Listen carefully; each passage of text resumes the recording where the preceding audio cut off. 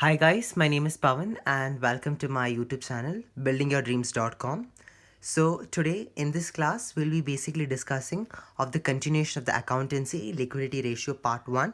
So in the before previous video we came to a conclusion of what is quick assets and what is liquid ratio, plus we also came to know that about the calculation of asset test ratio. So these are various one kind of sums which we did, which is quite simple, easy manner where we can understand the concepts. So in this part 1 of this accountancy liquidity ratio, we are going to discuss further mainly about calculation of the current ratio and the quick ratio. So now this question is normally asked for the board exams for the 6 marks, and this is a sure question which has been asked for the exams. So this is basically asked for board exams 6 marks, and this is very easy and most of the students can easily attempt and get 6 marks. So first one, starting with calculation of the current ratio and quick ratio. So this is the question which they have given over here, that is basically about the current assets and current liability. They have given the set of current assets and then they have given the set of current liability. So now in this we are supposed to find out what is the current ratio as well as what is the quick ratio. So now once this question is given, so moving on to the answer, just start writing your answer with applying the formula, because formula carries 2 to 1 mark. So it's very important that you write the formula.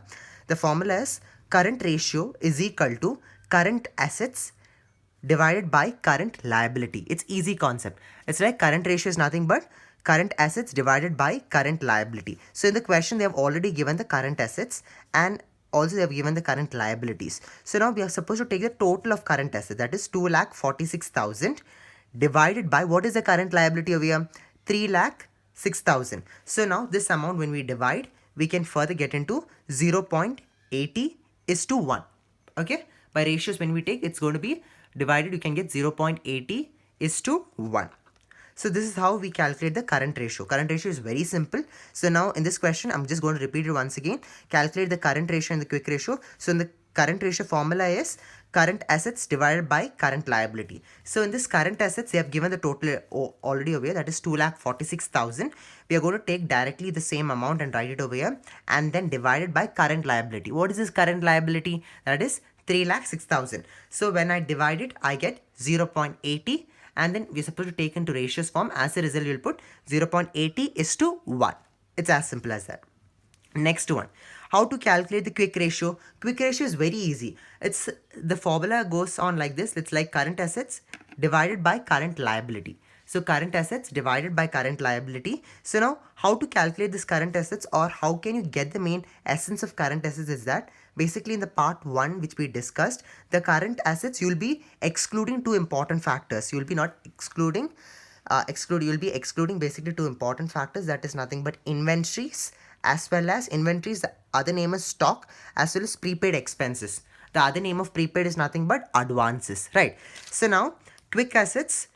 Now coming back to the current assets, so in this set we are supposed to take the quick assets. So now can we take debtors? Yes, because there is no involvement of inventories, neither prepaid expenses. Can you take stock? No. Why? Because the quick assets, what is the definition we studied? We are supposed to take all the assets except inventories and prepaid expenses. So we're not going to take stock. Cash in hand, yes, we're going to take cash in hand directly. That is 22,800. Debtors is 90,000, and prepaid expenses, as I said, as per the definition, we're not going to take prepaid expenses, that is 7,200. We are not going to take that particular type of amount. When we add up, we'll get 1,12,800. 1,12,800. So now what is the formula of quick ratio? Quick ratio is nothing but quick assets divided by current liability. Quick assets divided by current liability. So what is the quick assets over here? The quick assets is nothing but 1,12,800. After writing it, what is the current liability? The current liability is 3,06,000. So when you divide it, you get 0.36. When you divide it, you get 0.36. 0.36 is to 1. This is how the answer goes. And so this is very easy concept. So now the calculation of current ratio and quick ratio goes in similar manner. You write the formula, take down the current asset, write down the current liability. Once you divide, you get the ratios. You get the 0.80. Then you're supposed to write in the ratio form. So it's like 0.80 is to 1. After that, we wrote the quick ratio. Quick ratio formula is nothing but quick assets divided by current liability. You got the quick assets. And what is the current liability? Direct amount, 3,06,000. When you divide, you get 0.36 is to 1. Next one. Next one, the similar kind of sum as we did in the previous one. This is to just recap your knowledge in the same concept. So now they have given the question over here. Inventories 1,20,000, cash in hand 22,800, trade payable 2,34,000, bank overdraft 60,000, trade receivable it's 90,000, current investment is how much? 7,200, and proposed dividend is 6,000. So overall total they have given in the question itself 5,40,000. And now we're supposed to calculate the current and quick ratio. So as I said you that this question is normally asked for 6 marks. It is very important that you classify them and write separately which are the current assets, and you're supposed to write separately the current liability. So even marks are included for this because the steps are very easy and the invigilator will not give you easily marks. Why? Because until you not properly differentiate the current assets and current liability, you will not be getting marks. So now first speaking about the current assets, we know that inventories, stock, it's basically a current asset. We are going to take directly. Cash in hand, yes, it is a current asset. Trade payable, it is a current liability. See, the other name of trade payable is nothing but bills payable. If it was trade receivable, we'll be writing directly in the current assets. This is for your knowledge. If it is trade payable, directly you'll be writing in the current liability. Even the bills payable, you'll be writing directly in the current liability. If it was trade receivable or bills receivable, you'll be writing in the current asset side. It's as simple as that. Bank overdraft, yes, it is a current liability. Trade receivable, as I said you before, 90,000 directly you're going to write trade receivable. It's a current asset. Current investment. So current investment, remember always, it is a current assets. That's the reason I'm highlighted over here. The current investments is nothing but it is always a current assets. So now as a result, I'm writing over here.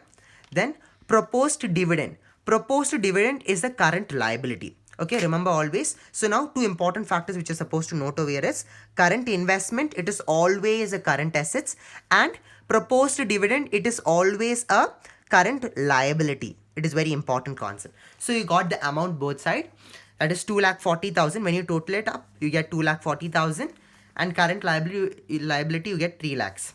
So now current ratio, same formula you're going to apply. Current assets divided by current liability. What is the current assets given over here? The current assets is 2,40,000 divided by 3 lakh. When you divide, you get 0.8. Then when you're writing into ratios, you're supposed to write 0.8 is to 1. Okay, you're supposed to write in the ratio form. Because you have asked the question, calculate the current ratio. As a result, you're supposed to write the answer in ratio form. Next one. How are you going to calculate the quick ratio? Quick ratio is very simple. As I said, the formula, quick assets divided by current liability. We have already the current liability. Now we are supposed to do the quick assets. So quick assets, when we move back to our current assets, which are the things we are supposed to exclude?